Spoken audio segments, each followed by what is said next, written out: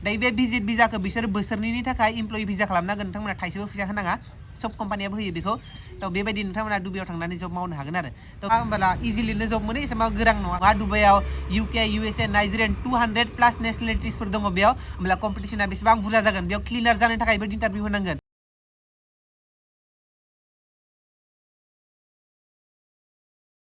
खुलुमबाय नमस्कार welcome back to big सोगियार यूट्यूब चैनल सो दिनैनि भिडिअ'आव मा जागोन नोंथांमोना थाम्बनेल टाइटेल होननानै मिथिखाबाय जानांगौ मिथियाखै बानायलांबाय थादों मिथिसिगोन आरो मिथिखाबायबाबो नायबाय था आरो थ' गोबाङानो आंखौ सोंदोंमोन दुबाइयाव बोरै थांनो दुबाइयाव थांनो थाखाय मा क्वालिफिकेसन नांगौ ओमफ्राय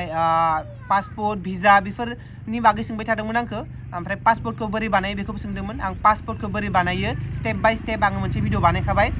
बोरै बानायनांगौ बिनि बागै आरो पासपोर्टखौ बोरै बानायो बेखौ नायनो थाखाय डिसक्रिपसनाव आं लिंक होखाबाय थांनानै नायनो हागोन नायनायनि सिगां बे भिडिअखौ कमप्लिट नायजोब आङो बड'लेण्डनिफ्राय दुबाइयाव बोरै थांनो कमप्लिट प्रसेसखौ खिन्थानानै होगोन थ' दुबाइ थांनायनि सिगां नोंथांमोना जुदि मोजां जब मावनो लुगैदों गिबियावनो जायफोरा यां जायफोरा फरायगासिनो दायो फरायनायखौ कमप्लिट खालाम सोरबा डक्टर सोरबा इन्जिनियार सोरबा केशियारनि जब सोरबा सेल्समेन बेलेग जब माने ल'निफ्राय हाई रेंकसिम बेलेग जब मावनो गोसो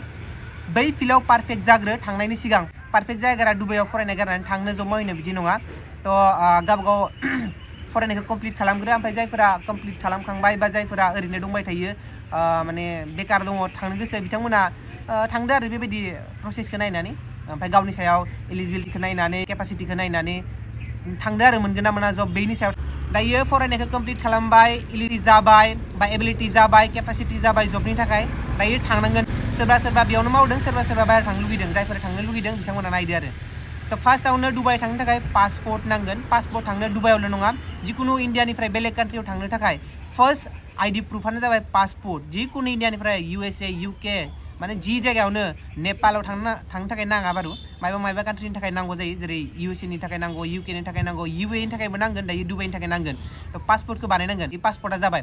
पासपोर्टआ जाखांनायनि उनाव दायो मा खालामनांगोन भिजा एप्लाइ खालामनांगोन भिजाखौ नोंथांमोना अनलाइन गावबो एप्लाइ खालामनो हायो अनलाइन एपनि थ्रुयै ओमफ्राय लोगोसे नोंथांमोना जिकुनु एजेन्सिनाव थांनानैबो एप्लाइ खालामनो हायो बेयाव आं खिथाखाबाय भिजाया बेलेग थायो बेयाव इमप्लयि भिजा थायो बेयाव फ्रिलेन्सार भिजा थायो बेयाव पार्टनारशिप भिजा थायो बेलेग थायो खिन्थु नोंथांमोना गावनो थांनानै जुदि दुबाइयाव गावनो नागिरनो लुगैयो जबखौ होमब्ला नोंथांमोना भिजिट भिजायाव थाङो आंबो भिजिट भिजायाव थांदोंमोन 2 मान्थनि भिजिट भिजा बेयाव 18,000 18 19 बिदि लायो बेलेग जायगायाव बेलेग लायो आरो एजेन्सिफोरा चार्जेसखौ बेलेग लायो बेबायदिनो भिजिट भिजा खालामदो फार्स्टआव जाबाय पासपोर्ट सेकेन्डआव जाबाय भिजा दायो बे मोननैया दुबाइनि थाखाय जाबाय बे मोननै जाखांनायनि उनाव दायो थांनांगोन फ्लाइटजों दायो फ्लाइटनि टिकेटआ बोरै थायो दायो नोंथांमोननि सायावसो बोरै फ्लाइट खालायो बेयाव बिजनेस क्लास दङ बेयाव लाखबो थांगोन आरो नर्मेलफोर दङ नर्मेलफोरनि इक'नमिक क्लासाव बिदिनो 15 16 17,000 बेबायदि नाङो थ' नोंथांमोना नोंथांमोननि केपासिटिनि सायाव नोंथांमोननि कम्फर्ट माबायदि कम्फर्ट नांगौ बेनि सायाव लादो थ' हमना लादो नोंथांमोना बेयाव भिजिट भिजायाव थांदों अब्ला नोंथांमोना राउन्ड ट्रिप लानांगोन बेयाव मोननै टिकेट लाथारनाङो हमना ला 15,000नि मोनसे टिकेट लाबाय दायो फैफिननायनि 15,000 मोनसेबाव खिन्थु थांनानै जुदि नोंथांमोना जब मोनो बै फैफिननायनि टिकेटआ लस जागोन ना बेयाव खामानि मोनबाय दायो फैफिननायनि टिकेटआ लस जासिगोन फैफिनला बिनि थाखाय मा खालामगोन दा मोनसेया अरिजिनेल टिकेट जायो 15,000नि थांनाय मोनसेया जाबाय डामि टिकेटआ मा जायो मोनसे फेक टिकेट आरोना बेखौ नै फैफिननायनि टिकेट बियो होननानै खिन्थिनो हायो बे अरिजिनेलानो जायो टिकेटआ खिन्थु बेयो फैफिननायनि थाखाय नङा आरो फैफिननो हायो बे टिकेटजों जास्ट माने खिन्थिनो थाखाय जे आं फैफिनगोन होननानै जुदि बाइचान्स जब मोनबाय दुबाइयाव होमब्ला बै टिकेटआ लस जाया आरो जाहाथे फैफिननायनि टिकेटआ थ' बियो 2,000 3,000 जायो हमना ला अरिजिनेल टिकेट लाबाय 15,000 ओमफ्राय बेयो जाबाय 3,000 18,000 थांगोन आरो बेबायदि दायो मोनथाम जाबाय पासपोर्ट भिजा टिकेट बे मोनथामखौ लानानै नोंथांमोना दुबाइयाव मोनहैबाय दुबाइयाव मोनहैनाय लोगो दायो थानांगोन जानांगोन दायो थानाय रुमनि खिथानोसै आङो रुमा बेसेबां स्टार्ट जायो मोनसेया जाबाय सबनिसाय खमा जाबाय 7,000 8,000 स्टार्टिं जायो बेयो जाबाय बेड स्पेस माने मोनसेल' रुम थायो गोदोर ओमफ्राय बे रुमाव बेबायदि हस्टेलनि बायदि माने बिदि जाबखो थागोन आरो स्टेप्स थागोन ओमफ्राय स्टेप्स थानानै बेयाव बेडफोर थागोन मोनसे रुमावनो 8 जनफोर थायो किचेनफोरा कमन जायो लेट्रिन बाथरुमफोरा कमन जायो बेयाव माने होंगो दोंगो जायो बे बयनिख्रुइ खमसिन आरोना बिनि उनाव थागोन पार्टिशन रुमा बिदिनो 20,000 21,000 जायो बिराद दाम जायो बियो बेबो फिसा रुम मोनसे बेड थागोन बेसेबांल' पार्टिशननि अनगायै बेयाव लफ्ट बेडरुम होननानै बुङो लफ्ट बेडरुमा मा जायो बेडरुमा मोनसेनो खिन्थु बेयाव मोननै पार्ट थायो मोनसे गोजौ मोनसे गाहायाव मोननै बेड थागोन आरो गोजौ मोनसे गाहायाव मोनसे सानै थाजायो बियो जायो 28,000 30,000 बिदि बेलेग थायो आरो इण्डियान रुपिसाव थ' बेयो जाबाय थानाय रुमनि कस्ट ओमफ्राय दायो जानाया नोंथांमोननि सायाव सोरबा बिदिनो 8,000 जायो 5,000 जायो 6,000 जायो दायो रुमबो लाबाय नोंथांमोना दुबाइयाव थांबाय दायो नोंथांमोनाव दायो पासपर्ट दंमोन नालाय भिजाबो जाबाय नालाय टिकेटबो जाबाय नालाय दुबाइयाव थांबाय दुबाइयाव थांनानै नोंथांमोना रुमबो लाबाय रुम लाखांनानै जाबायबो नोंसोर थाबाय दायो नोंथांमोना जब नागिरनो नांगोन दायो जबखौ बोरै नागिरगोन जबखौ दायो जाजोब्बाय दुबाइयाव सिस्टेम जाजोब्बाय पुरा थानाय जानाय लोंनाय गासिबो अल एभ्रिथिं दायो दुबाइयाव गोबां फ्रडबो थायो एजेन्सिफोर थायो बिथांमोना मा खालामो फैसाखौ लायो लानानै जब होगोन होननानै बुङो खिन्थु जबखौ होआ बेबायदि जायो दायो जेनुइन जब मोननो थाखाय मा खालामनांगोन दुबाइयाव थांनानै नोंथांमोना गरमाव सान हर मलफोराव थांदो अफिसफोराव थांदो नोंथाङा जि फिल्डआव खामानि मावनो लुगैदों बै अफिसफोरखौ गुगोलाव सार्च खालामदो ओमफ्राय एड्रेसफोरखौ लानानै बै एड्रेसाव नागिरहैदो आरो ओमफ्राय उनाव सोंहैदो दि हायारिं सोलिगासिनो दङ नोंथांमोना बेयाव एप्लाइ खालामनो हागोन बेयाव सिभि बानायना लांखा बे सिभिआव मा थायो नोंनि डिटेल्स थागोन नोङो अबेनि नोंनि नेसनेलिटि नोंनि एज नोंनि क्वालिफिकेसन नोंनि एक्सपिरियेन्सफोर बेबायदि डिटेल्सफोर थागोन ओमफ्राय बेखौ नोंथांमोना बेयाव अफिसाव थांदो जुदि बेयाव भेकेन्सि दङ नोंथांमोना नोंथांमोननि सिभिखौ बेयाव ड्रप खालामदो आरो ना ओमफ्राय जुदि बिथांमोना इमेल होयो मेलाव नोंथांमोना मेलबो खालामनो हागोन ओमफ्राय मेल खालामदो आरो बेबायदि मल्सफोराव थांदो अफिसफोराव थांदो सान हर गिदिंबाय था दुबाइयाव थांदोंबा जब मोननोबा एकदम माने बेसेबां हायो बांसिन अफिसफोराव थां मलफोराव थां ओमफ्राय एप्लाइ खालाम बेसेबां हायो एप्लाइ खालाम आरो 100 200 बेसेबां हायो एकदम सिभिखौ बुरजा प्रिन्ट खालामनानै थांखा बिनिफ्रायनो बेयाव बिराद दाम प्रिन्ट खालामबाथाय फैसा बारा थाङो ओमफ्राय दायो एप्लाइ खालामखांनायनि उनाव नोंथांमोना कलनि थाखाय इन्टारभिउनि कलनि थाखाय नेनानै थादो बेयाव 10ता जुदि भेकेन्सि दङ बेयाव 10 20 30 जनखौल'सो मा खालामो बेयाव